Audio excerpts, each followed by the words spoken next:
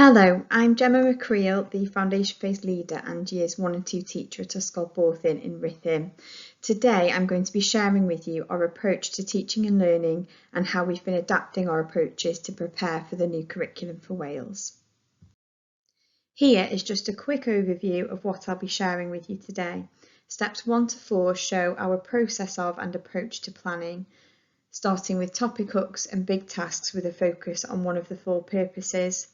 What do we know and what do we want to find out for pupil voice, immersion week linking to the topic, and pupil voice sessions where pupils set up challenges and help to think of enhancements for the areas of provision. Then moving on to steps 5 to 7, focusing on how things work on a day-to-day basis in the classroom. So here I'll be talking about practical examples of planning and rainbow challenges, how we do feedback and target setting. As a whole school, we begin our topics with a hook or a big task. This links to one of the 4 purposes. As you can see here, this hook supports children towards becoming enterprising creative contributors. Year 1 and 2's big task for this topic was to create a tourist information leaflet for Rhythm, using their creative skills to contribute to their local community. These topic hooks engage learners and give a purpose to their learning in real life and meaningful contexts. And on the next few slides, I can show you some more examples of topic hooks in years 1 and 2. To begin our Diwali topic, an enhancement was set up in the classroom for children to explore. Our hook was a letter from Aisha, who celebrates Diwali as part of her culture. She sent lots of resources for the children to explore with. Aisha then asked the pupils some questions which they began to answer through access to continuous and enhanced provision, focus tasks and rainbow challenges. Our Antarctica topic began with the pupils finding a trail of ice and sardines in their outdoor classroom. There were lots of riddles to solve. They used their teamwork and problem-solving skills to solve the riddles and find out which animal had visited their classroom over the holidays. During some topics, the hook does not just happen at the beginning of a half term. In this topic, the pupils received regular letters from the Antarctic research team asking for their help. This gave the pupils a real purpose to their learning activities.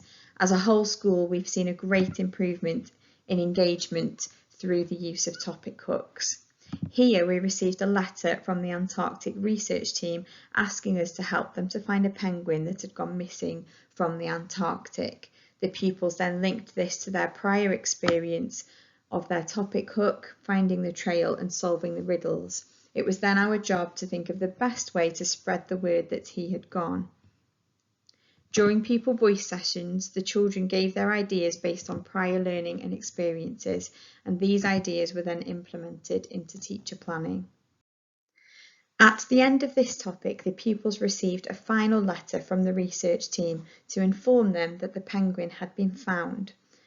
I found a real video news clip of a penguin jumping into a lifeboat with the research team, which you can watch via the link. I showed this to the children to add some authenticity. The pupils were so excited to see their ideas had been effective and that what they had produced had had an impact. In this final example of a topic hook, I used the Chatterpix app to create a video message from the Jolly Postman. This linked to the current climate where technology dominates forms of communication and gave pupils a purpose to their writing, as the Jolly Postman had run out of letters to deliver. During the topic, the pupils then received more video messages from fairy tale characters from the story who had forgotten how to write their address. This was then used as the basis for pupils to practice their skills of address writing. We begin each topic with a pupil voice session where we look at what pupils already know and what they want to find out about their new topic. These ideas are then implemented into teacher planning. This also helps us to ensure that pupils are given real-life experiences that they may not previously have had. For example, during our topic, How Does Your Garden Grow?, many pupils had never visited a garden centre. So during Immersion Week, I took the pupils on a walk to the local garden centre and we purchased some plants for our outdoor classroom. Over the next few slides, I'll be sharing how we take a holistic approach to learning through a localised curriculum. This project was all about the pupils' local area. This slide shows the process of planning that took place prior to the practical examples of planning that you'll see on the next few slides. So we began with a pupil voice session. What do we know? What do we want to find out? We then had an immersion week where we introduced the initial topic hook. Pupils explored enhancements in the areas of provision and worked to enhance the role play area linked to the new topic. We then use an enhanced planner in the foundation phase. During immersion week, pupils think of ideas for enhancements and rainbow challenges in the provision areas. The planners are colour coded, so pupil ideas are in green, teacher ideas in black, and support staff ideas are in purple. Pedagogy, so teachers use all of this information to plan focus tasks and challenges. The teacher then links the challenge ideas to skills taught in the previous week. So our challenges link to LNF and DCF skills. This gives pupils the opportunity to embed and practice the skills that have been taught. Feedback is a very important part of the process. We leave in the moment feedback on focus tasks and verbal feedback on challenges to ensure that pupils are challenging themselves appropriately and deepening their knowledge and understanding. We started the topic with a letter from Town Councillor Anne Roberts. She was asking for our help to create a leaflet to encourage more people to visit Ruthin. So the 4 purposes list linked to enterprising creative contributors. The pupils were going to use their creative skills to contribute to their local area. Giving consideration to the Enabling Learners document, enabling experiences are a crucial part of learning. Although the vast majority of pupils live in the local area, many of them had not visited parts of the town before. So we decided to go on a class walk around Ruthin. We discussed some of the historical and geographical features of the town, and this experience then broadened the pupils' knowledge before they began their project. Enabling environments are key in supporting pupil development. This is an example of one of our enhanced provision planners.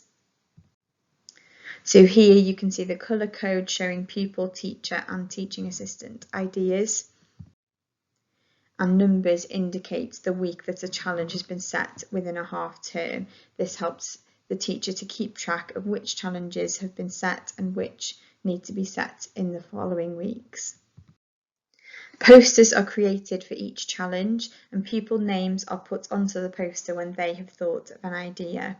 These posters are added as an activity on Seesaw for pupils to respond to. Verbal recordings are also available by the teacher for the non-readers in the class. This ensures that all pupils are able to access the challenges with some level of independence.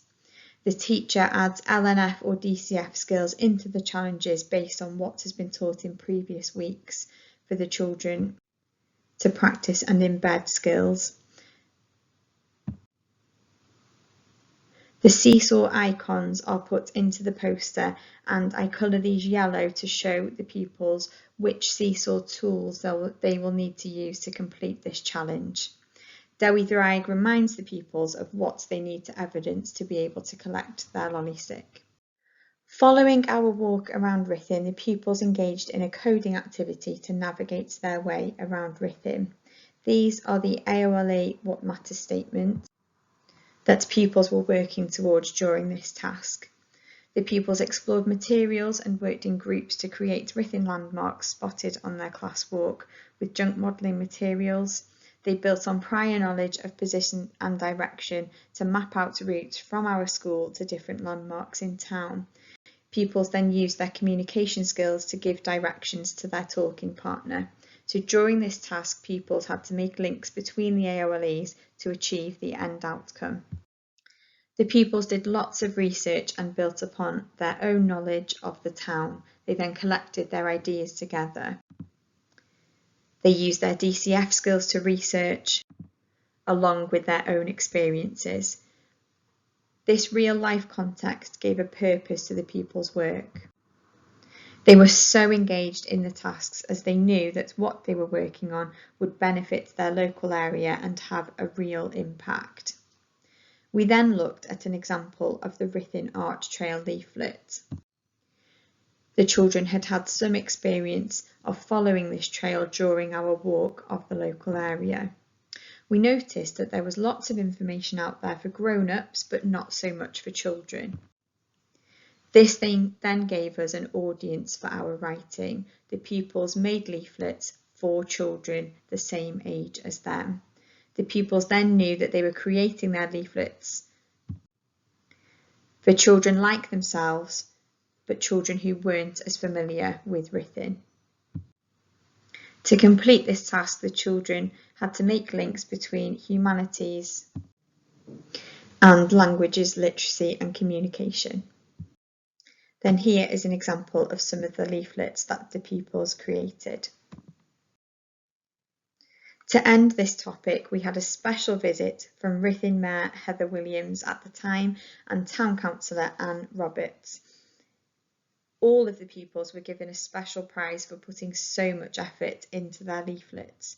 A winner was chosen and they were given a special voucher and their leaflet was taken to Fine Line to be printed. We asked the Mayor lots of questions about her work for the town. Copies of the winning leaflet were displayed in the old courthouse for people to view, so the pupils could see that the work they had done had had a real impact on their local area. So then we move on to rainbow challenges. So pupils work on rotation throughout the week. The pupils on independent learning time complete rainbow challenges, then access the continuous provision when their challenges are complete. Lolly sticks are collected when the teacher has left feedback on Seesaw to instruct the pupil to do so. The display is at child height so that children can access this independently.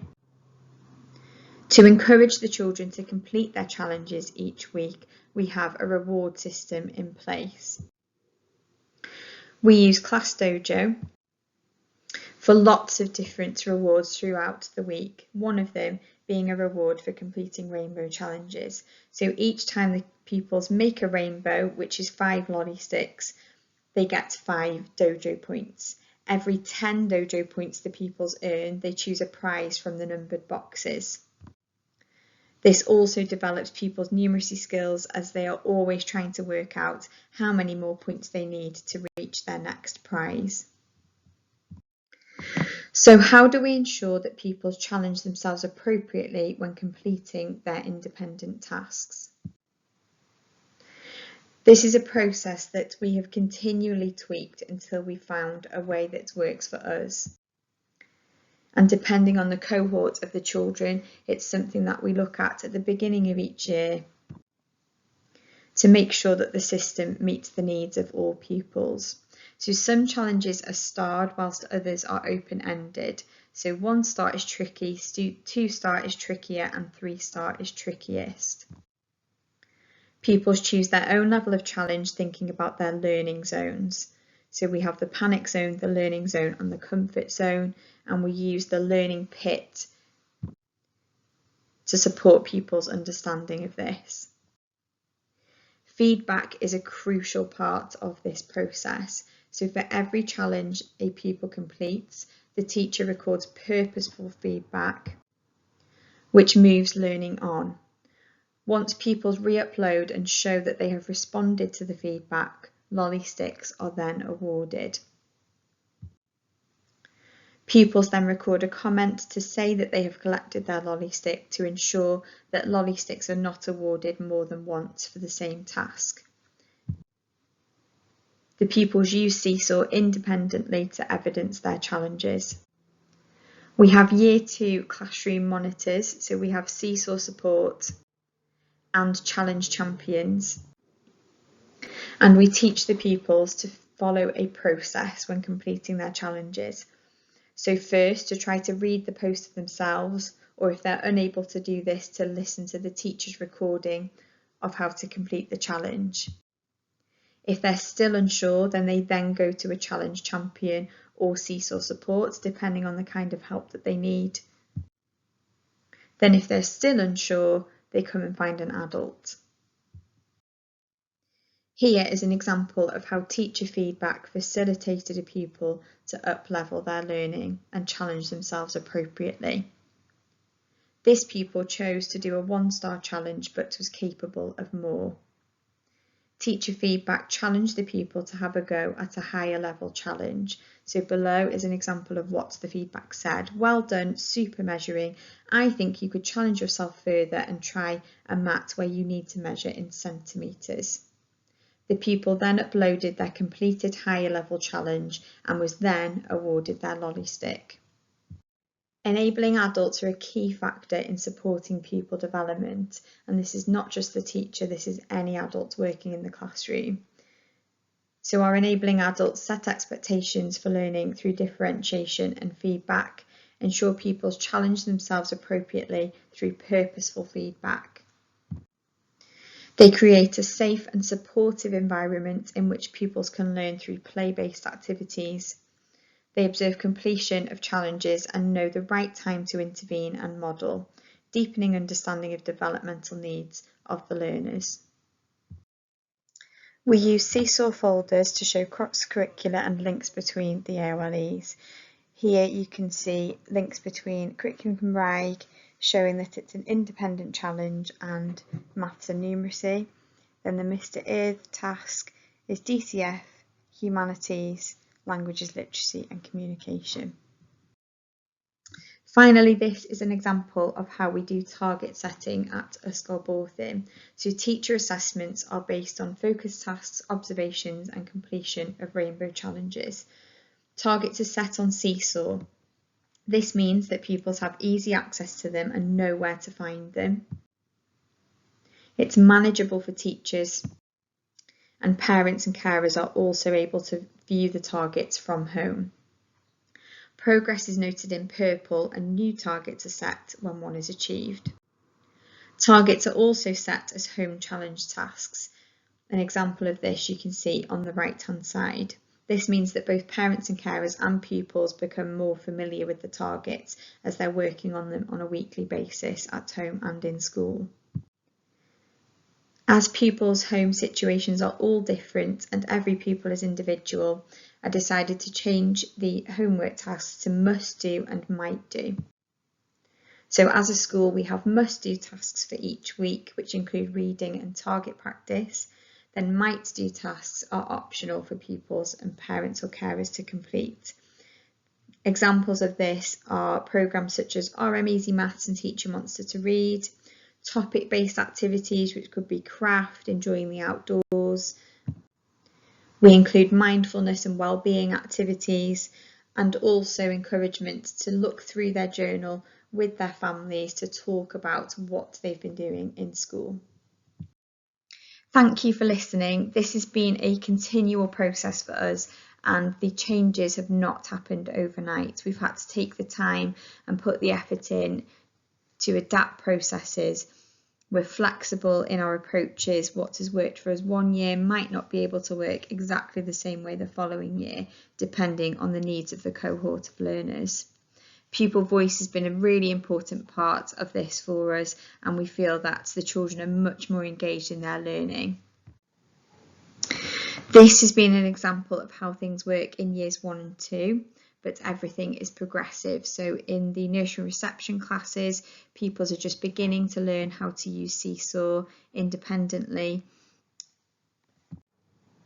And the processes for recording and evidencing pupil learning is appropriate to the needs of the learners in each class. This is what works for us, and we're looking forward to seeing how this continues to further develop in the future.